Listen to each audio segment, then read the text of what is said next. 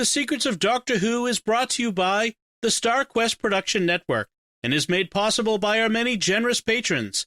If you'd like to support the podcast, please visit sqpn.com/give. You're listening to The Secrets of Doctor Who, episode 203. One day, I shall come back. That's it. I've been renewed. Is when a Time Lord's body wears out, he regenerates. I'm a Time Lord. I'm not a human being. I walk in eternity. Braveheart, Change, my dear, and it seems not a moment too soon. unlimited rice pudding. Physician healers. Wearing a bit thin. Fantastic. I am Scottish. I can complain about things. Ooh. Should be fine. Hi, I'm Dom Bettinelli, and you're listening to The Secrets of Doctor Who, where we discuss everything about the hit BBC series, Doctor Who. And today we're discussing the 11th Doctor, Season 5, series finale, The Big Bang, the second part of a two-parter. Joining me today on the panel are Father Cory Sticha. Hi, Father Cory. How's it going, Dom? Very well, thanks. And Jimmy Akin. Hi, Jimmy. Howdy, Dom. Folks, remember to like the Secrets of Doctor Who Facebook page, where we're at facebook.com/Secrets of Doctor Who. Follow us on Twitter at SQPN and share and retweet our episodes as they appear. That helps get the word out about the show, and we really appreciate that. So, as I said, we're discussing the season finale, the second of two parts of the season finale of this first season of the 11th Doctor, first season of Stephen Moffat as showrunner, and fifth season overall. Yeah, so where we were last time was River is trapped in an exploding TARDIS. Rory is grieving because he's just killed Amy, and the Doctor has been sealed in Pandorica, and every sun in the universe has gone supernova at every moment in history, even though that makes no sense. So we start with, on screen, 1894 years later, after 102 AD, Amy's house in Ledworth. So we're in 1996. Right. And this is young Amy. Yeah. By the way, I want to say, before we get started, this is, even though as always, I have criticisms of, various aspects of this, this is one of my favorite episodes of all time. And the thing I like about it is it's not one that I would introduce someone to Doctor Who with, because it requires a knowledge of this season to fully appreciate it. But this is the most timey-wimey episode of Doctor Who ever. Yeah. And as we go through it, I will be noting the various timey-wimey aspects of it. And I love that. I love time travel fiction. I love it when it exploits the potentials of time travel. And this does that multiple times throughout the episode. So this really scratches where I itch. I love this episode for that reason. Well, the entire episode itself is a timey-wimey alternate timeline episode, basically. Right. Yeah. And the character moments, I really love the character moments. There's so much about this episode that really works. I enjoy it too. And with the opening scene, now we start with Earth with no stars in the background, just Earth in space. Yes. And we go to Amy's house, and this is the night that the Doctor originally met Amy. Right. It's Easter time. Amy has a crack in her wall. She's praying to Santa Claus to send someone to fix the crack. She hears something outside. She rushes to the window, only this time the TARDIS doesn't come. Right. Yep. Right. Now, then we switch to another day, it could be the next day or just another day. And Amelia, we'll call her Amelia to ease. So adult Amy is Amy, young Amy is Amelia. So Amelia has... They honor that convention in the episode itself. Right. To help avoid too much confusion. She's painted a night sky with stars in it. And the nice psychiatrist and her aunt are trying to tell her that there's no such thing as stars, that they're fairy tales that have been made up. So notice in both timelines, Amy has a childhood delusion that's actually real, but that nobody else gets. In the Prime timeline, it's the Raggedy Doctor that they try to convince her isn't real. Right. And in this, it's stars that they try to convince her aren't real. Right. And we quickly learn that the Earth solar system is all that has survived the destruction of the universe, or so far that it's coming, or at least we'll eventually learn it's just Earth that has survived, and the sun did not. Well, we do see the moon. We do see the moon. Oh, yeah. That's right. The dragon egg has to survive. Goodness gracious. the moon egg. Anyway, her aunt tells the psychiatrist that she doesn't want her growing up to join a star cult. And then apparently Richard Dawkins, the famous atheist, is involved with the star cults, which I thought was a nice touch. That was a good touch, yeah. And then as Amy's kind of eavesdropping on her aunt and the psychiatrist, she sees someone outside the front door, through the opaque glass. Someone wearing a fez. Yep. Dropping a note through the mail slot, and it's a brochure advertising the anomaly at the British Museum, the National Museum, the British Museum, and it's the Pandorica. And written on it, it says, "Come along, Pond." And so someone has written in the doctor's handwriting. So the next day, Amelia and her aunt are at the museum. And I noticed as we came in, there's a poster on the entrance for the exhibit, which shows a couple of Daleks on it, which is interesting. Well, and there's a Dalek fossilized statue there. So we get to see Chekhov's Dalek statue. Exactly. Yep, 2 of them. Where could these possibly have come from? So she's standing. She kind of loses her aunt in the crowd and has gone to the Pandorica, and she's standing in front of it with the crowd. And as she's standing there, someone grabs her drink out of her hand. She doesn't see who, and then she turns around and sees a note that's stuck right on the Pandorica. It says, "At her eye level." At her eye level. Stick around, Pond. And so she hides. This is where we've stretched believability a little bit, because her aunt is apparently looking for her and apparently gives up, and now it's after hours and everyone is left. Goes home. Yeah. Is this something that Amy does? Like, you get like the closing, museum's closing, Amelia Pond, please come to the front, and that's basically it. Right. So the poor aunt is at the police station filing a missing persons report, thinking her niece has been abducted. So she comes out of hiding after hours and everyone's gone, and when she touches the Pandorica, it glows and opens, and adult Amy is inside, and basically says, "This is where it gets complicated." Yeah, yeah. That's where the teaser ends. So this has all been the setup for the episode, the teaser. And so this is a shock reveal, because last episode we saw the doctor sealed inside the Pandorica. Yes. And now instead it's Amy in there, and Amy was alive. Yeah. So I remember watching this, going, "What? Wait, what?" Doing the 10th Doctor. So after the opening credits, it says 1894 years previously, and then we see Stonehenge, Rory holding Amy's body in his lap, talking to her. And as someone who's lost his wife, now I often comment when something rings true to me about the grieving process. This does not. Right. In watching this again, if Rory had just shot his wife, because of Auton programming, he would not be joking and talking in this fashion to her corpse. Right. It's supposed to be sort of in shock, I guess, but yeah. It doesn't work. Right. You'd think he would be rushing down to try to get help or something, but trying to find the doctor. Well, so he says, he's basically telling you, the doctor said that the universe was huge and ridiculous, and sometimes there were miracles. I could do with a ridiculous miracle about now. And that's when the doctor pops out of thin air wearing a fez and carrying a mop. And so this is the miracle that he was hoping for. He gives Rory the sonic screwdriver, tells him to let the doctor out of the Pandorica, and to leave his screwdriver in Amy's top pocket. And he says this while popping back and forth in time, and not always like the mop vanishes. Yeah. When he comes back. So we actually see several different appearances of the doctor, and this is part of the timey-wiminess. This is the setup for a whole series of little things that are going to happen. He then takes Rory down to the underhinge, and they open up the Pandorica, and the doctor says it's easy to open from the outside.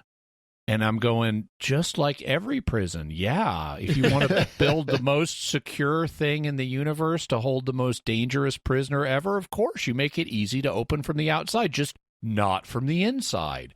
Right. It doesn't really work. Now, and of course, there's a question of, okay, if it's so easy to open from the outside, why didn't they do that earlier? Why did we have that whole, 15 minutes with River and the doctor rambling on about all the locks and security codes and everything? And they said River said it was going to take hours for that to transpire. Yeah. Right. So anyway, so the doctor had disappeared, but he had said, just point the screwdriver at it and it will open. So he did. And then when he comes out, he's like, how'd you do that? The doctor from inside the TARDIS. And he says, you gave me this. And he shows him the screwdriver. And he goes, no, I didn't. And he shows his own. And they touch. And the doctor says, oh, same screwdriver, different points in its own time stream. Me from the future must have given that to you. Then they look around. And we see fossilized Daleks and Autons and whatnot. And he says, the races have been deleted from existence, but these are just after images, like fossils in time, echoes. So footprints of what never were or something like that. So that kind of explains the Daleks in the exhibit. That's what these are. The Doctor then kind of goads Rory into attacking him. Amy isn't more important than the rest of the universe. So why are you so worried about saving the woman who's dead now? We've got to save the billions and trillions who've existed. At which point Rory socks him in the face. She's more important to me. Everyone in the audience cheers. Yes. And then the doctor says, I just needed to make sure it was you and not, a not programmed Auton. Which actually it is at the moment. It is an Auton programmed with Rory's memories. Right. But Rory himself is somehow in charge. Rory's personality is running it, not Auton personality. That's right. So the doctor puts Amy into the Pandorica in his place and leaves her a telepathic message. And he explains that the Pandorica is, as the ultimate prison, won't even let you escape by dying, which makes no sense. But it repairs you. So it's going to, once it gets, technically it doesn't happen until it arrives in the 20th century, but it's going to repair Amy. Right. It needs a scan of her living DNA. There's a Princess Bride reference because she's mostly dead. She's only mostly dead, yes. She's only mostly dead. Well, true love will save her. Yeah. So needing a scan of her living DNA from her 8-year-old self is nonsense because it's got all of her DNA right now. And trillions of cells of it. Yeah, and a lot of those cells are living. Still be alive. Yeah. They're all alive. Yeah. So that's where the young Amelia comes in and why 1894 years later she's called to the Pandora. Which, by the way, for this trope, especially in sci-fi, of having the 3 weeks earlier, 2 weeks earlier. This has got to be the longest one. 1,894 years earlier. Battlestar Galactica tops it in the finale. 51,000 years later. I'm talking about, but I'm talking about they start that far forward. But yes, that's true though, where it jumps to modern time at the end of Battlestar Galactica. Exactly. Yeah. Spoilers for. Spoilers of a 20-year-old TV show. So the Doctor is getting ready to go back to the 21st century when Amy's going to wake up, and he's initially going to take Rory with him, but Rory gallantly and in fairy tale fashion resolves to stay with the Pandorica to guard it throughout those 2,000 years. Yes. Yep. And right now at bigfinish.com, you can pre-order your 2 Lone Centurion collections starring Arthur Darvill. That are first ones coming out in I think spring of 2021 to fill in all of the adventures that they imply Rory had in those 2,000 years, but that we didn't get to see. They just Rory and the show had referenced them. Nice. That'll be fun. Yeah. So this is where Rory sets his place in Doctor Who history as beloved companion because a fan favorite because he achieves self-realized agency. Right. And his this gallant, I'm going to sit here and guard, the Cinderella, not Cinderella, Sleeping Beauty for 2,000 years, that I'm going to stay by her side. And which makes the whole splitting up and getting a divorce thing later on just so stupid, but Because he can always pull that out of the bag, you know. I waited for you for 2,000 years, you know. So anyway, Amy, after hearing that a certain number of times, it's not gonna it's gonna have diminishing returns. I suppose. So Amy at the National Museum sees a video presentation about the lone centurion who guarded the box for 2,000 years, and that's where we get those references that'll be in the Big Finish production. Meanwhile, the Dalek fossil somehow becomes active and starts attacking, although its weapon systems are still offline. The Doctor shows up, tries to run, but then Rory shows up as a security guard and shoots it with his gun hand, which doesn't destroy it, but just disables it for the moment. And we find out that the light from inside the Pandorica is a restoration field that keeps reanimating the Dalek. So it keeps just like it reanimated Rory, although it for some reason didn't need a scan of the Dalek's living DNA. Yeah, apparently. The Doctor now does a bunch of vortex manipulator time jumping in a short amount of time to set up everything that we had seen. You know, seeing Rory while holding the mop, giving him the sonic, etc. There's even a line where Amelia tells him that she's thirsty, and he uses the time manipulator to grab her own drink from her earlier self, which is why she's now thirsty, because she didn't get to drink it then. Yes, we're full of paradoxes, time paradoxes here. Yeah, but this is very Bill and Ted's Excellent Adventure, where it's like, oh man, we got to put those keys there. Don't let us forget to do that. Yeah, right. Yeah, where he grabs the pamphlet off the rack and fills it out and jumps off to send it out to put it in the drop box and does the sticky note and but this is more of the timey-wiminess of this, but far from the last. Right. Well, this whole sequence ends with him now, as they're trying to go up the stairs, him appearing in front of them, jumping from some other time to this time, but now he's all beat up and collapses. He whispers something to the present Doctor, who says they now have 12 minutes, and then he collapses and dies. And so that sets a ticking clock for the Doctor's life, apparently.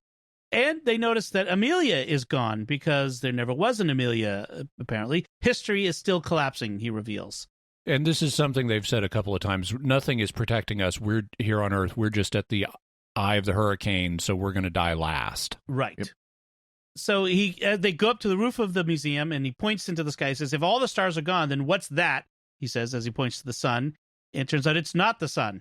Finally, we get payoff on this, because earlier when the psychologist and the aunt took Amelia out into the yard to look at the night sky, they said, what do you see? The moon. And we see a crescent moon up there. And I'm going, if every star in the universe has exploded, then the sun would have exploded. There's nothing to create that moonshine up there. Right.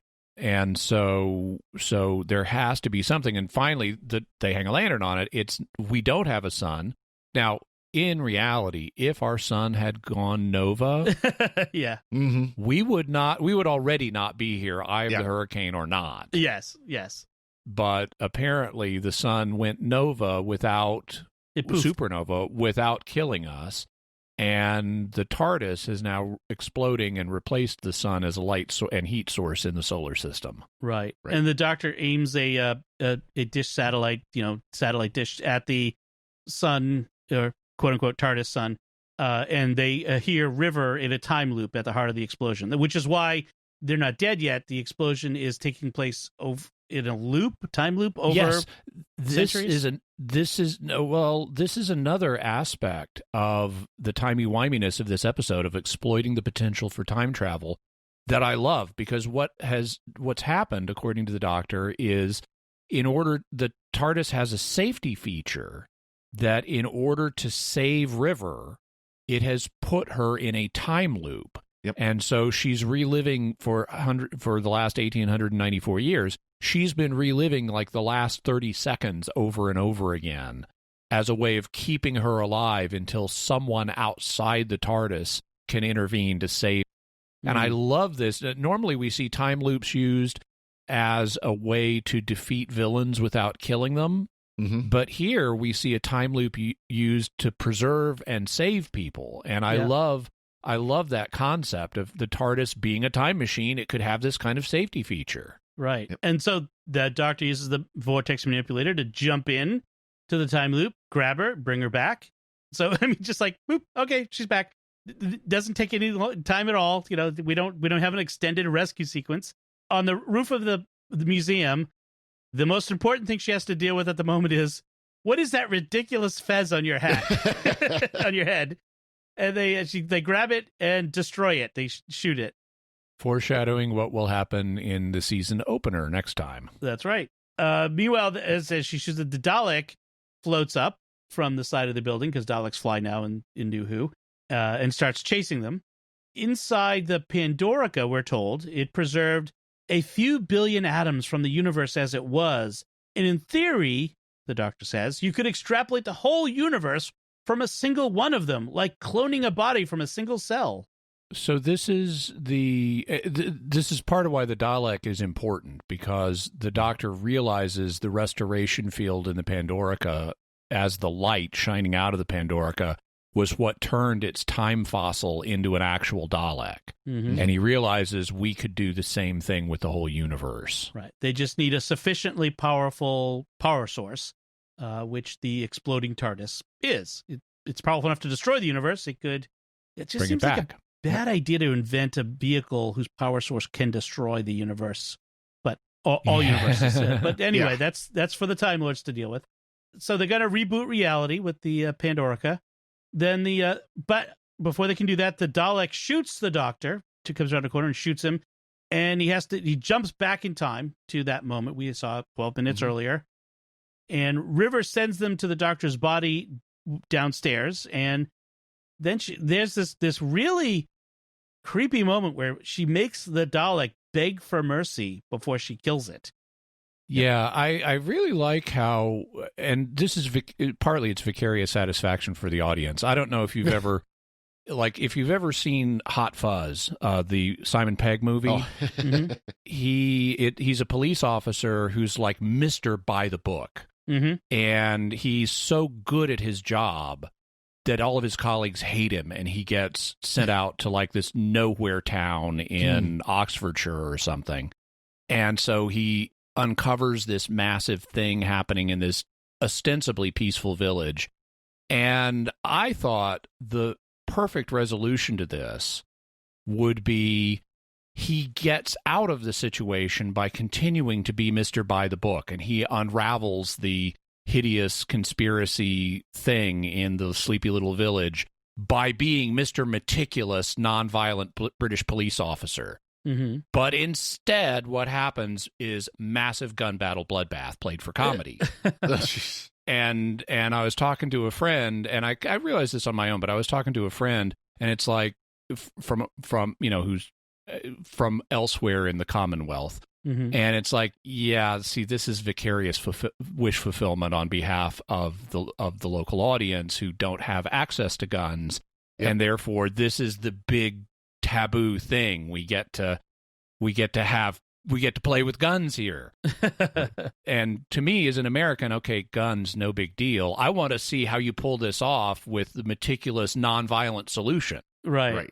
Well, here we have the same kind of thing, and this is not the only time, but we have it with the Doctor and River, where the Doctor is Mr. Punctilious, never use weapons, and River is like, okay, he's out of the room, I'm going to shoot you dead now. And the audience gets satisfaction out of that, because normally they have to live with the Mr. Particular nonviolence, but they really want to see the guns used sometimes. And so now we have that with River. And you get the parallel with Silence of the Library Forest the Dead, where the Doctor tells the Vashta and Radha, as you mentioned last episode, look me up. Yeah. Well, River does basically the same thing. Records show that you're a companion of the Doctor. You won't shoot me. I'm River Song. Look me up. Yeah. Right. Mercy. Yeah, this is a parallel of the Indiana Jones with the whip and the gun with the guy with the swordsman. Mm-hmm. So yeah, that idea of you expect him to use the whip in a fair fight, and he's like, no, that's not a fair fight. He just shoots him. By the way, the Dalek in this episode, once it's reanimated, we get lots of shots of its eye stalk, because it's its principal way of displaying its personality, I guess. And this Dalek has an eye stalk that looks like an octopus eye. Yeah. And I couldn't help noticing that. It's like, wow, this is like an octopus eye over and over again. It's a very weird, it's different, and they don't explain why it's different. I'm curious if there's any explanation out there. Well, anyway, when Amy and Rory get down to the doctor's body that they left on the steps, it's gone. So apparently he wasn't really dead. Yeah. And Rory had helpfully earlier covered the doctor's face with his security guard coat so that now we know we're back at this spot and can see the coat's there, but the doctor isn't. Then when River shows up, she says, rule number 1, the doctor lies. Yeah. So he's not really dead. Well, she comes down, strolling down the stairs, very unconcerned, and it's like Amy and Rory are like, the doctor's dead. Who told you that? He did. Rule number 1, the doctor lies. So, and then they figure out, Amy figures out, we were a diversion. The future doctor sent us up there to keep that Dalek busy so that he could work down here doing something. Right. And so presumably what the future doctor whispered to his earlier self when he first beamed back to this time frame on the stairs was something like, tell them I'm dead and keep them busy. Yes. Yep. There is a nice moment, by the way, where Amy says, where's the Dalek? And River just says, it died. Nice, like non-specific. Yeah. How did it die? Doesn't matter. Yeah. It died. So the plan now is that we're going to throw the Pandorica into the exploding TARDIS, throwing the light from the restoration field into every moment in time at once, powered by an exploding TARDIS. So, and we have a nice biblical reference here from River, because she's being asked, well, what if we hook up the TARDIS, the Pandorica, to an infinite power source? And River says, well, then let there be light. Yes, that's right. River tells Amy that the Doctor is going to be caught in the explosion, and all memory of the Doctor will be purged from the universe, and will be as if he was never born. The Doctor tells Amy, because he's in the TARDIS now, wired up to it. I mean, in the Pandorica, wired up to it. The Doctor tells Amy that she's special, that the universe has been pouring into her head through the crack in time. It restored Rory and can restore her family, which she has forgotten. If you remember, her parents has never been there. She just has to remember. She doesn't remember how she lost them. Yes, right. She just like, I lost my family. We'd been earlier. Just the assumption had been they died like in an accident or something, but they've been absorbed by the crack in time. So he goes into the explosion. After the explosion, he wakes up in the TARDIS. He's realized at this point he's seeing his time stream rewinding and unraveling. He's seen. This is a very interesting sequence. He like wakes up. He's laying on his back, and he suddenly sits up and says, "Ooh, I escaped." I love it when I do that. and he then sees this rewind stuff happening backwards. We're walking backwards through the first season. And we even get to see a bit that we hadn't seen before, where he says, "Oh, this was last week when we went to Space Florida." And he sees himself and Amy at the console on the TARDIS. Amy's like in beachwear and stuff. And the Doctor is blathering on about how there's automatic sand there. And actually, that makes sense because, I mean, it was kind of an advanced concept for the time, but it's more well known now that there are, I mean, we haven't built it yet, but there are ideas for what's called utility fog, which is essentially nanotechnology that's configurable, so it can be a fog, but then it can configure itself into any shape that's desirable. And automatic sand would just be a slightly primitive version of utility fog.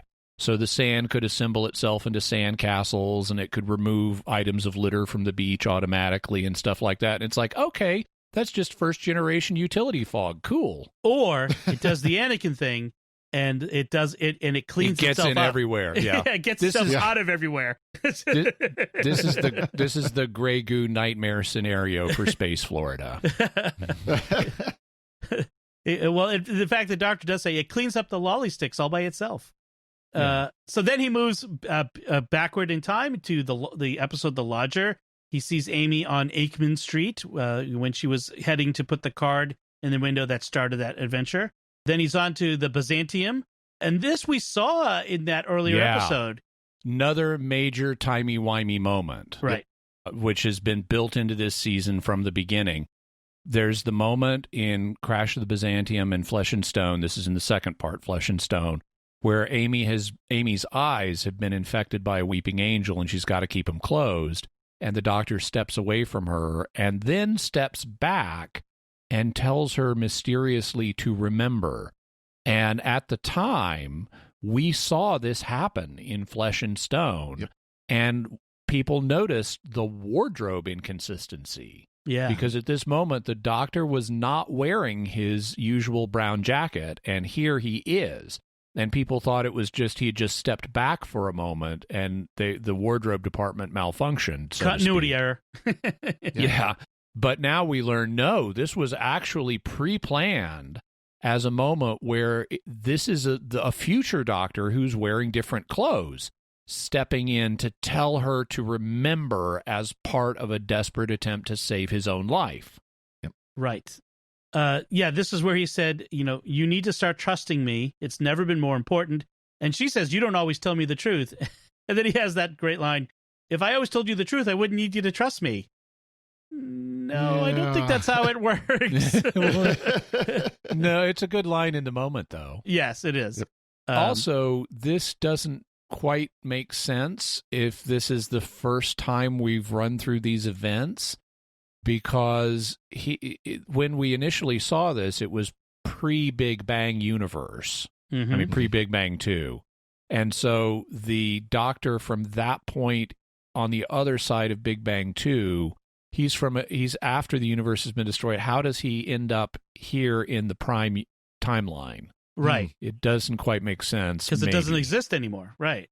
Yeah. So he finally shows up in Amelia's house when she was 7, and the night she waited. She's asleep in the yard.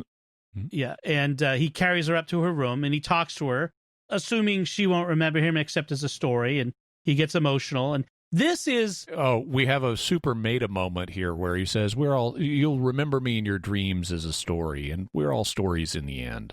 Right. It's like, yeah, okay, a little meta-fictional moment there. We're all stories. But I felt like this moment was the opposite of the Time Lord Victorious. This is the I'm nothing now. I'm fading into a story barely remembered, as from a childhood storybook. The Time Lord Vulnerabilis.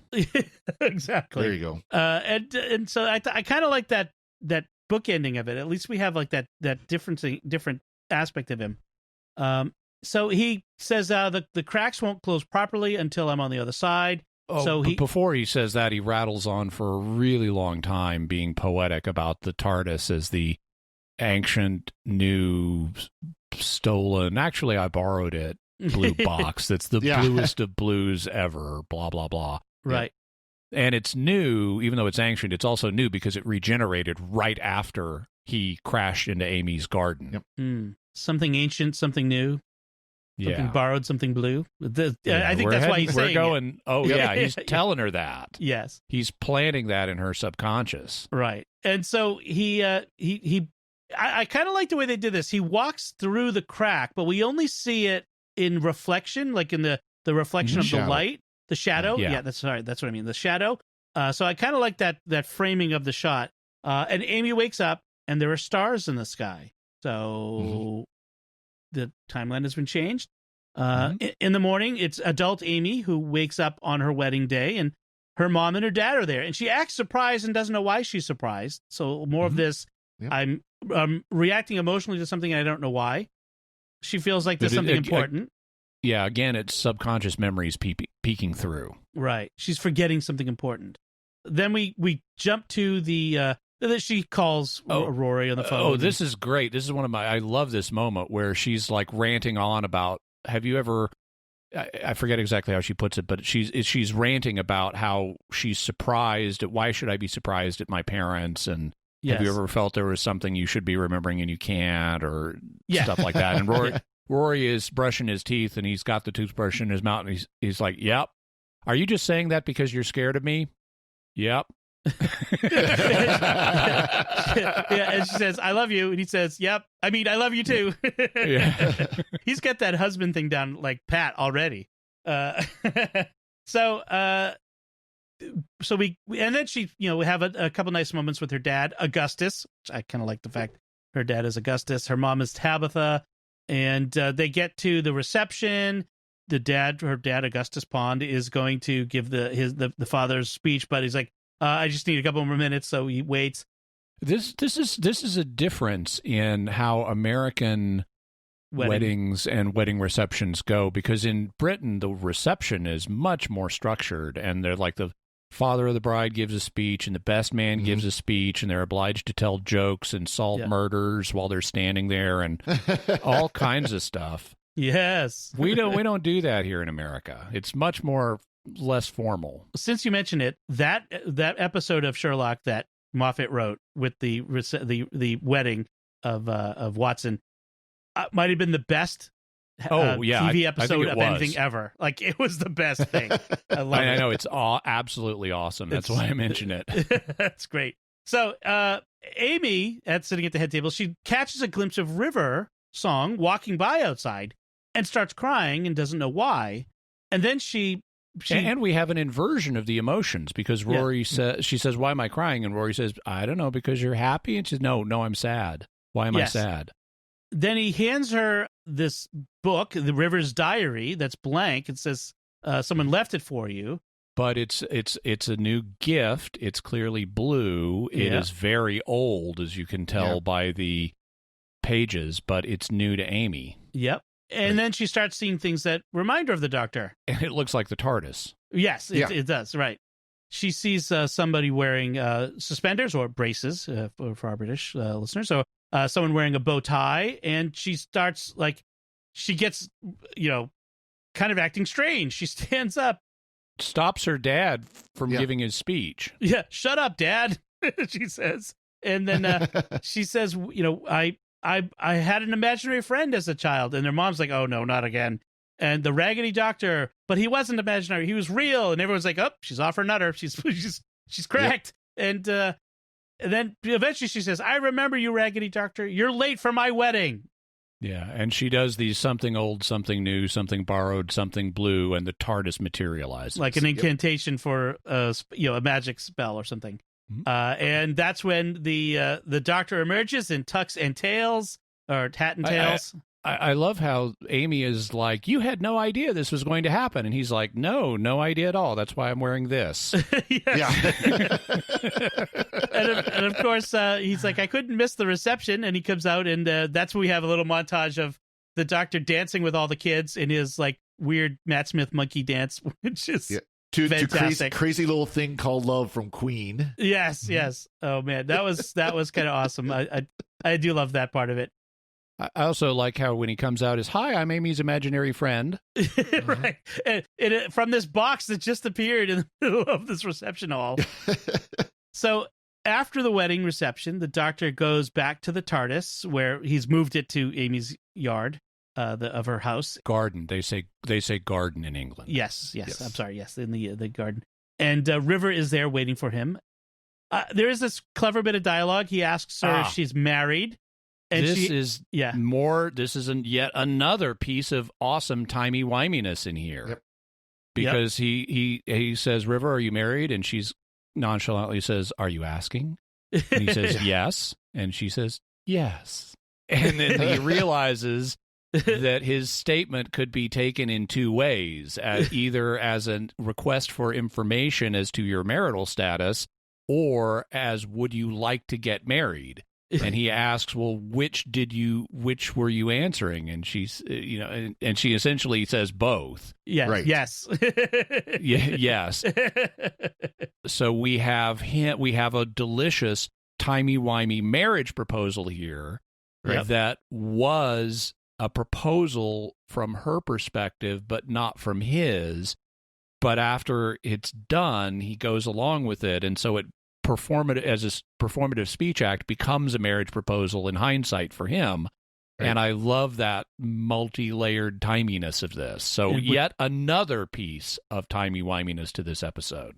Well, and of course you've got River, who's going backwards on the Doctor's timeline. Yes. And so for her perspective, the marriage has happened. From his perspective, it's the proposal for marriage. Right. Yeah. Right. And then she kind of gives a little hinting. He asks, "Who are you?" And she says, "You're going to find out very soon now." And I'm sorry, but that's when everything changes and then vanishes.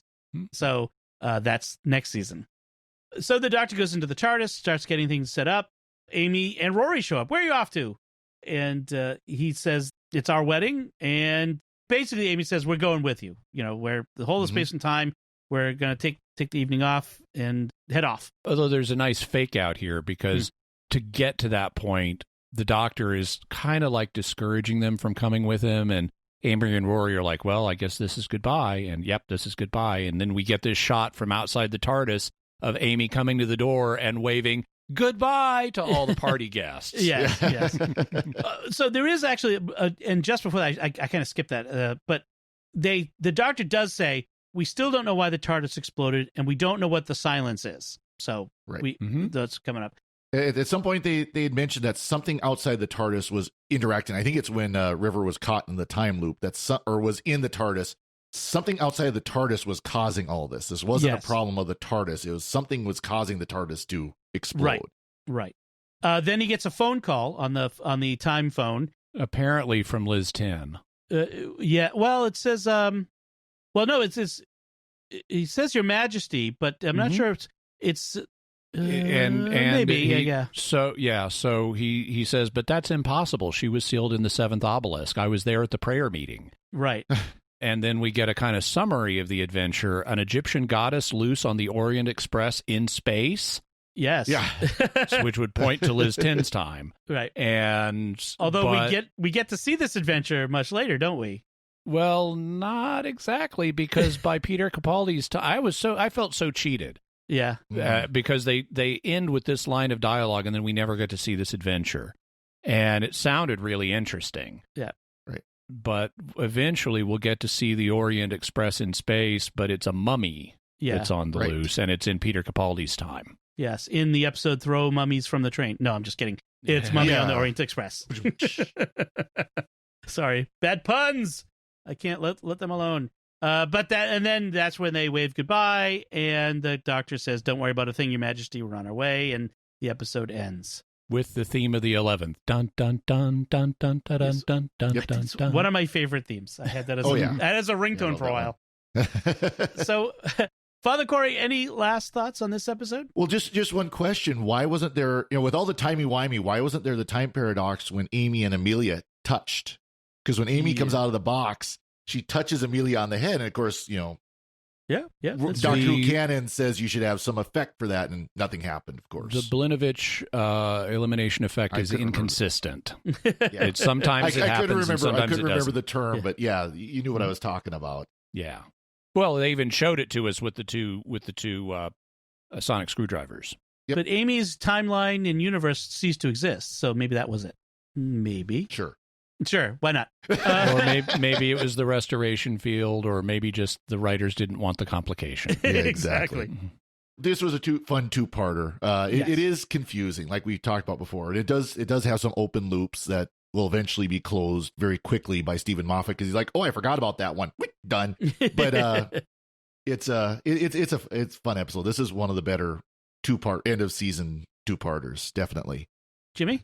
So there was nice dialogue in this. Moffat has a good ear for dialogue, and I appreciated the dialogue in the two-parter. There were aspects of it that were not clear, but I think the answers are there. When I first watched this, when it originally came out, I'm like, so is Rory an Auton now? Exactly what happened, and how did that all work?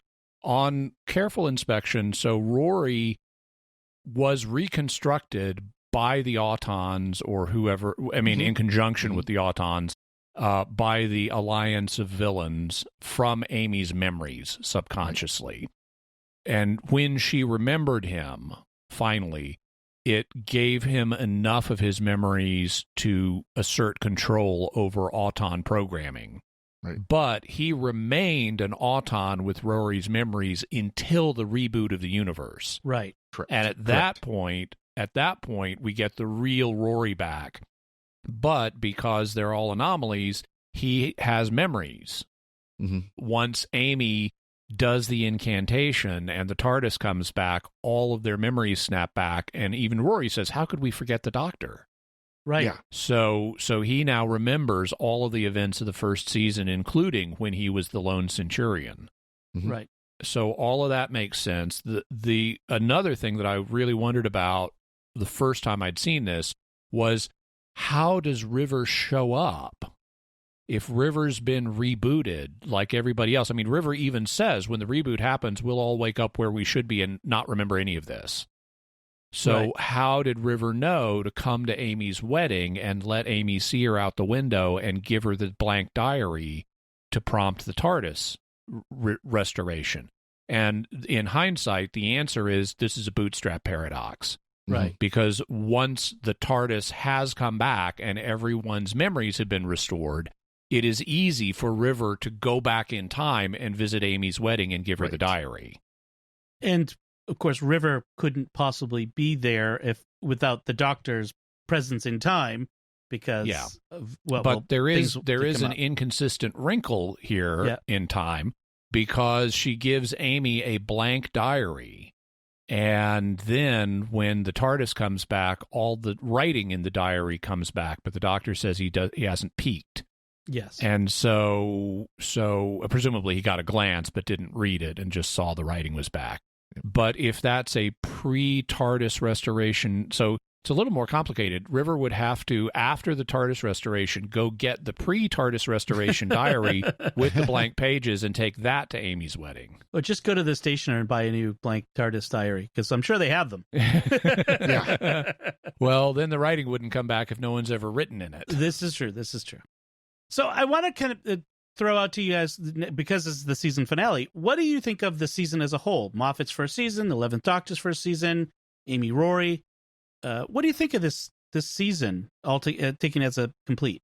It's I would say, of course, looking back, it's not the strongest of the Matt Smith seasons, but it's frankly, it's a lot better than some of the stuff that came before with the 9th and even the 10th Doctor. I mean, it really, of course, it sets these characters so well that we come to know much better in later seasons.